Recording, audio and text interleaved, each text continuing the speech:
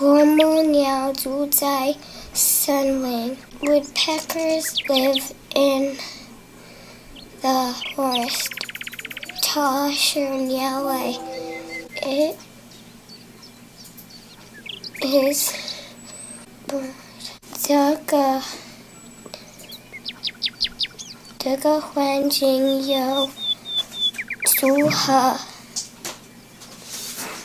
以后是凉快的。This habitat has trees and the climate is cool. 啄木鸟是动物。Woodpeckers is omnivores. 这个动物有红、白和蓝色，羽毛也有一只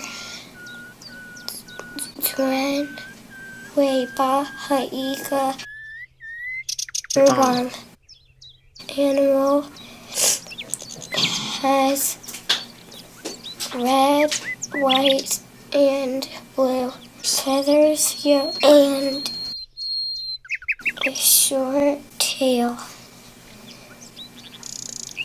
and a pair of wings. 它会飞得快。It can fly very fast. 我喜欢啄木鸟，因为它们是可爱。I like woodpeckers because they are